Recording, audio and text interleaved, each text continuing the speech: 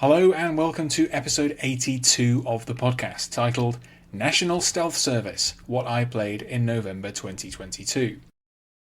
Yes, it's another monthly games roundup, and November was a month for me mostly dominated by retro games, as I played a mix of old favourites and some titles from yesteryear that I missed at the time.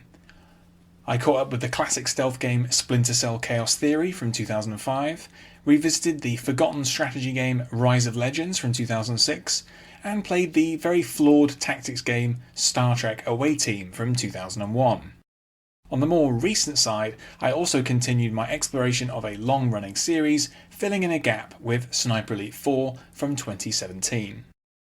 Despite this retro focus this month, I also covered some new games, including the excellent third-person action game Evil West, another product of the very busy team at Flying Wild Hog. And following on from my recent review of Call of Duty Modern Warfare 2, I also braved the Battle Royale battlefield of its free-to-play spin-off Warzone 2.0. First up, Evil West, from 2022, developed by Flying Wild Hog, published by Focus Entertainment. It's a point of pride for me that I've covered all three of the big Western-themed games that have come out this year. I tackled action RPG Weird West back in March, the tactics game Hard West 2 in August, and then Evil West in November. Of the three, Evil West is easily the one that I've enjoyed the most. Polish team Flying Wild Hog did a superb job with this streamlined third-person action game, which remarkably was the third game they released in 2022. Evil West wears its bloodied heart on its sleeve. It's a game about slaying vampires in the Old West and makes no bones about it. Like Shadow Warrior 3 before it, it's blessedly stripped down and all non-essential features have been ditched. No open world, no side quests, no loot, just linear but varied levels spiced up with surprisingly elaborate pre-rendered cutscenes. The combat is the main focus and it's a thrill from start to finish. Main character Jesse Rentier combines superpowered gauntlets with blazing six guns, and it's a heady and challenging combination. Evil West captures the supernatural frontier vibe superbly, and the enemy designs are some of the best I've seen, and slain. Some will see the game as a bit old-fashioned, but to me that's one of its big selling points, honestly. A lot of third-person action games have become desperately bloated in recent years, and Evil West is a great antidote to those.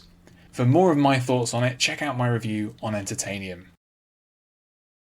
Next up, Call of Duty Warzone 2.0, also from 2022, developed by Infinity Ward and various support studios, published by Activision. Having recently reviewed Call of Duty Modern Warfare 2, it seemed only logical that I should also play its little brother. Warzone 2.0 is the new and improved version of the series' free-to-play Battle Royale spin-off, in which 150 players at a time are dropped into the sprawling Middle Eastern region of Al-Mazrah to fight down to the last man or woman. Yes, the mainline Call of Duty games are expensive and never get properly discounted, but Warzone 2.0 is a very generous and extremely fun freebie.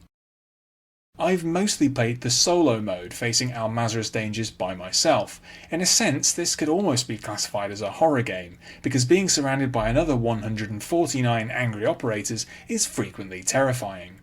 Success means scrambling for the best weapons and equipment that you can find, keeping a low profile, and only engaging other players when conditions are most favourable. Almost every match generates at least one magnificently tense moment, and at least one absurdly silly one. However low the chance of winning, Warzone 2.0 keeps me coming back, just as a free-to-play title should.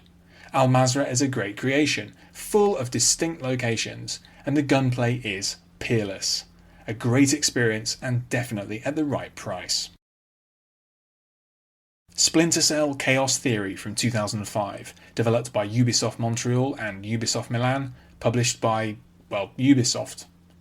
For a long time, the Splinter Cell series has been a major blind spot in my experience of stealth games.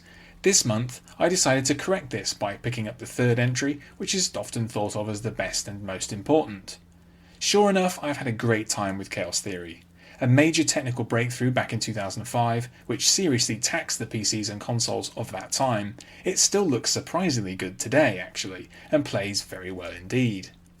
In this particular entry, Black Ops hardass Sam Fisher is called in to defuse a cyber-terrorist conspiracy designed to provoke war in East Asia. The expectedly Tom Clancy-esque plot takes Fisher to some memorable locations, including Hokkaido, New York City, and a North Korean missile base. While I find the secondary objectives to be quite bland personally, the actual missions themselves are consistently exciting, and it's a pleasure to guide Fisher around these locales. What surprised me most is actually the quality of the writing, which extends to amusing conversations between Fisher and the guards he holds at knife point. To be fair, I'm sure it's difficult to meet people in the Black Ops business, so Sam has to make friends how he can. While a remake of the original Splinter Cell is apparently underway, there's something more unusual that you can enjoy in the meantime. Oddly enough, BBC Radio 4 have commissioned a radio drama adaptation of Firewall, a recent Splinter Cell tie-in novel by James Swallow. It's actually quite good. Rise of Nations, Rise of Legends from 2006, developed by Big Huge Games, published by Microsoft Game Studios. This one is a bit of an obscurity and one of my personal cult favourites. A follow-up to the very successful strategy game Rise of Nations from 2003, Rise of Legends was a bold gamble that largely failed to pay off. The developers scrapped the real-world setting of the original and created a novel fantasy backdrop for their fully 3D RTS with 3 diverse factions and 3 story-driven campaigns. Rise of Legends plays quite unlike anything else and stands up well after all these years, but eventually fell into a legal black hole and can't be purchased through any digital storefront these days. The real beauty of the game lies in its 3 unique and appealing factions, which are influenced by Leonardo da Vinci, 1001 Nights, and ancient alien pseudoscience respectively. Combat involves clockwork men, fire-breathing lizards, alien gods, steam-powered mechs, genies, and much else besides. Best of all is the wonderful soundtrack by Dwayne Decker, who also worked extensively on the MechWarrior games. If you can get hold of Rise of Legends, I strongly recommend that you give this neglected strategy gem a go. Sniper Elite 4 from 2017, developed and published by Rebellion Developments, who turned 30 this week. If Steam provided a flashy end-of-year summary like Spotify and Letterboxd do, then Rebellion would be in the top spot of 9 in 2022. I've played 4 of their games this year, including the 3rd, 4th and 5th Sniper Elite entries and the co-op third-person shooter Strange Brigade from 2018. Most of this has been done in co-op with fellow Entertainium scribe Gareth, and most recently we've tackled Sniper Elite 4. This particular iteration took sharpshooter Carl Fairburn and his head-popping antics to Italy in 1943. The very large mission areas allow our diametrically opposed styles of play to really emerge. I've always leaned on the series' stealth systems and try to ghost past guards, while Gareth likes to hang way back with his rifle, shooting anything that moves or that might explode. As ever, one of the best things about the game is those large and attractive environments, which are very varied and which anticipate the even better ones we got this year in the fantastic Sniper Elite 5. Lastly, Star Trek Away Team from 2001, developed by Reflexive Entertainment, published by Activision. Right now, there is more Star Trek being made than ever before, but almost all of it is on the small screen. While there are 5 TV shows in production, Discovery, Strange New Worlds, Picard, Lower Decks and Prodigy, there hasn't been a film since 2016 and no notable games since Star Trek Online over a decade ago. It wasn't always so. At one time, new Trek games sprang up like hungry tribbles. Unsurprisingly, a lot of them were later forgotten, and that includes Star Trek Away Team. Happily, GOG re-released it, and 5 other Star Trek games in late 2021. With this project, Reflexive and Activision were clearly trying to cash in on the success of real-time tactics game Commandos Behind Enemy Lines. Several games attempted this around the same time, and Away Team is about as clunky and dated as the others. Enemy AI behaves unpredictably, the missions feel too claustrophobic, and there's a confusing excess of characters and gear. Despite these issues though, Away Team is still playable for Star Trek fans because of how deeply it engages with that universe. Data and Worf show up in the story, and the missions involve fun locations like Starfleet Academy, the interior of Federation starships, and a Klingon outpost under siege by Romulans. Star Trek Away Team isn't close to the best of its genre, but it is an interesting curio in the history of Star Trek games. It would be great to see this concept attempted again, but sadly that seems highly unlikely to happen. That brings the curtain down on November.